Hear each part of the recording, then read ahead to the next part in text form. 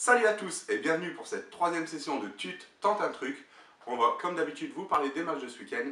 J'en profite pour vous faire un énorme merci pour tout le soutien que vous nous faites sur internet avec Insta et YouTube. C'est vraiment de la folie. En 3 semaines je pensais pas que ça allait arriver à ce niveau là. Aujourd'hui on va vous parler des matchs de ce week-end avec un invité spécial aujourd'hui, Mathieu. Salut à tous. Donc on va commencer par un match de Mathieu et le match de Mathieu c'est ce soir à 19h et il va vous en parler maintenant. Donc mon premier match c'est Nice contre Angers. Donc Nice a gagné contre Zut en Europa League 5-1 si je me souviens bien et 1-0 contre Rennes. Donc pour ma part je trouve que Balotelli en ce moment il cartonne, il a fait un but pour 3 matchs joués, un but à chaque match, plutôt pas mal. Ensuite Angers c'est quoi? C'est un nul, une défaite pendant les 2 derniers matchs. Un nul contre Saint-Etienne, 1-1 si je me souviens bien. Ouais, un Saint-Etienne, ils ont Et été une menés. défaite contre Metz, c'était 2-1 je crois, ou 1-0. 1-0, ils perdent 1-0 là-bas pour la première victoire de Metz à l'extérieur, la première victoire de la saison. C'était un match difficile pour Angers, on pensait tous que Angers allait passer, hein, et puis finalement ils se sont fait piéger par Metz. Donc alors qu'est-ce que tu vois pour ce match? Bah moi écoute, je vois Nice avec un handicap d'un but, donc ouais. Il partirait... Donc 1-0 ou 2-1 en fait, hein, voilà, ou 3-2. Et Nice vainqueur justement avec une belle cote à 3. Une cote à 3, donc c'est-à-dire que c'est un but ou plus? C'est-à-dire qu'ils peuvent gagner 4-0, ça marche aussi ou... Angers ils partent avec un but d'avance et Nice gagne. D'accord, ok, donc en fait toutes les cotes supérieures, les scores supérieurs à 1-0, 2-1, 3-2. Sinon si ça met 1-0 ça marche pas vu que ça fait un partout. Exactement. Donc ça c'est le premier match de ce week-end, hein. Faites attention, ça a lieu ce soir, donc vendredi soir à 19h, c'est assez restreint en temps, mais vous pouvez jouer.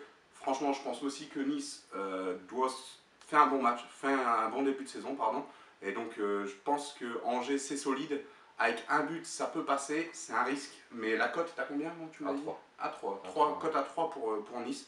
Franchement c'est une très très belle cote pour tenter un truc, hein. On tente toujours des trucs, et donc bah écoutez on va voir ça ce soir. Je pense que le classement il va parler de lui-même parce que Nice est 8ème et Angers 13ème. Angers 13ème, ouais, c'est vrai qu'ils n'ont pas forcément un classement qui marche à fond par rapport à ce qu'ils donnent.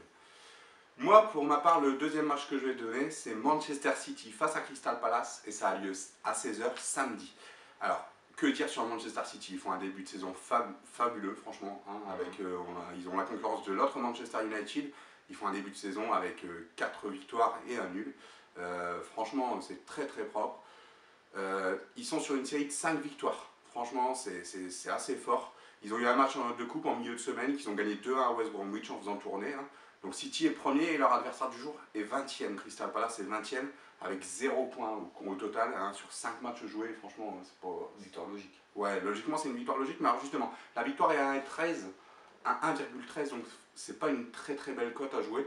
Franchement, moi je prépare autre chose. Et donc, en fait, les derniers matchs qu'a joué City, ça a été du 6-0 à Watford la semaine dernière, 6-0. 4-0 à Feyenoord en Ligue des Champions pour leur premier match, et 5-0 contre Liverpool en Première Ligue. Donc je pense qu'ils ont trouvé leur rythme de croisière, hein, on peut dire ça comme ça. Ils ont Agüero qui score 5 buts depuis le début de la saison. Il fait une entente parfaite avec Gabriel Jesus qui est à 4 buts. Et on a Sterling à 3 et Leroy Sané à 2 buts. Donc franchement c'est une très très belle équipe, hein. Ils sont à plus de 15 buts sur les 5 premiers matchs et ils encaissent très très peu. En face on a Crystal Palace. Crystal Palace, les 3 derniers matchs c'est 3 défaites 1-0 ou 2-0. La dernière équipe c'était Swansea, ils ont fait une défaite 2-0. Ils ont eu Burnley et Southampton 1-0. Franchement c'est très très compliqué, hein, pour cette équipe. Ils ont vu le départ de Mandanda, de gros cadres qui sont partis. C'est pour ça que moi en fait ce que je vois c'est plus qu'une victoire de City qui est coté à 1,13 et qui va vous ramener des cacahuètes. Franchement des buts dans ce match.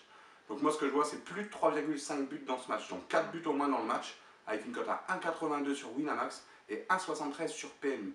Faites attention, ça va vite chuter. Franchement je pense que c'est une très belle cote. Qu'est-ce que tu en penses? Bah moi je trouve que c'est pas mal, après on peut éventuellement tenter Agüero buteur aussi. Agüero buteur aussi, ça peut être une très très belle cote, mais bon elle doit pas être énorme, elle doit être à 1,70, donc bon, c'est beau. Donc voilà, moi je pense que City va faire le boulot. Ils ont un match de Ligue des Champions en milieu de semaine, mercredi. Il faut qu'ils se débarrassent de la Première Ligue avant, quoi. C'est ça. Ah, donc c'est possible qu'ils fassent tourner aussi. Je pense pas parce qu'à domicile, rarement on fait J'ai pas tourner. vu j'ai pas vu la composition. Depuis le début de la saison, ils ont déjà fait tourner en milieu de semaine pour le match de Cup. Donc c'est pas possible qu'ils refassent derrière qu'ils refassent tourner derrière. Donc voilà. On enchaîne avec les autres matchs. Donc l'autre match, c'est Hanovre face à Cologne et c'est dimanche à 15h30 pour le compte de la Bundesliga. Donc c'est un peu le même cadre de match que le précédent, c'est le 4e face au 20e. Donc Cologne, ce qu'il faut savoir, c'est que ça a perdu ses 3 derniers matchs à l'extérieur d'affilée, alors que Hanovre n'a pas perdu ses 12 derniers matchs à domicile. Franchement, c'est très très costaud et la cote est très très belle, on va en parler après. Donc Hanovre, c'est un début de saison fabuleux. Franchement, 4e au début de la saison, on n'aurait pas pu dire ça. Ils n'ont pas de match en semaine. Hein. Cette semaine, ils n'en ont pas à préparer à Hanovre, donc ça devrait se passer. Ils sont à 2 victoires à domicile en 2 matchs. Cologne, à l'extérieur, c'est 3 matchs en 3 défaites, c'est ce qu'on avait dit en Bundesliga. Et eux, ils sont dans le groupe de Arsenal en Europa League. Donc ils ont aussi un match à jouer cette semaine. Ils ont perdu 3-1 à Arsenal pour le compte de la première journée en Europa. Et franchement, ça va être compliqué, je pense. Ils ont perdu 5-0 dimanche à Dortmund. Ils ont perdu 3-1 donc à Arsenal précédemment et 3-0 à Augsbourg. Franchement, ils ont un match jeudi contre l'Étoile Rouge de Belgrade à domicile. Donc moi, ce que je vois, c'est un match compliqué pour eux. En plus, ils ont eu la perte de Anthony Modeste en début de saison, qui était un super buteur. Il était à 25 buts la saison dernière en Bundesliga. Hein. Il concurrençait Lewandowski et Aubameyang. Donc moi, ce que je vois, c'est une victoire logique et je pense attendue de Hanovre. La cote est pareil, à 1,88 à 1,88 sur Winamax et à 1,85 sur PMU. Qu'est-ce que tu en penses, Mathieu? La cote plutôt pas mal déjà. Cote plutôt pas mal. Hein, ouais. Après, personnellement, la Bundesliga, je suis pas vraiment. D'accord. Donc, c'est vrai que c'est pas franchement un championnat attractif. Ouais, hein. voilà, donc après, bien sûr, Bayern Munich, Dortmund, les favoris, on les connaît bien. Après, Cologne, tout ça. Ouais, non, mais je comprends tout à fait. Pas non plus les joueurs qui jouent là-bas. Je comprends tout à fait. Après, moi, je te fais confiance, bien sûr. Donc, on va voir ça. Hein. Si t'en parles, c'est qu'il y a moyen. Et donc, bah écoutez, on va parler tout de suite du dernier match qui nous concerne. Et ce match va vous être présenté par Mathieu. Il a lieu dimanche, on y va. À 21h, exactement. Et c'est Marseille contre Toulouse. Donc, on sait très bien que Marseille a fait 2 matchs donc, avec 9 buts encaissés, dont un match contre Monaco 6-1.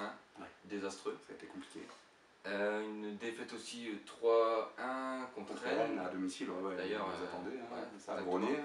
Bon, ils ont rebondi en quelque sorte en Europa League, donc encore à domicile contre Konyaspor. Konyaspor, on en a parlé la semaine dernière. 1-0, but sur corner. Sur corner de Rami, ouais. Exactement.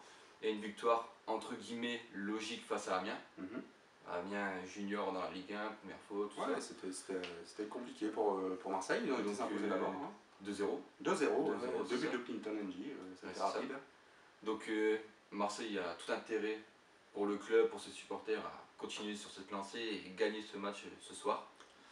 Et donc c'est contre qui tu nous as dit? C'est contre Toulouse. Contre Toulouse. Donc face à Marseille on a Toulouse. Hein. Donc, Toulouse exactement, ouais, donc 13e. Toulouse 13e, ouais. Classement.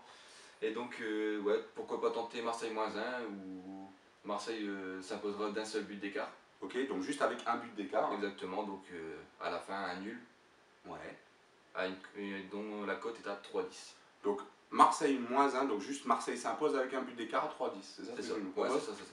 Franchement, je pense que ça peut jouer parce que Toulouse joue bien, mais est capable aussi de passer complètement à côté de son match, comme on l'a vu face à Paris par exemple.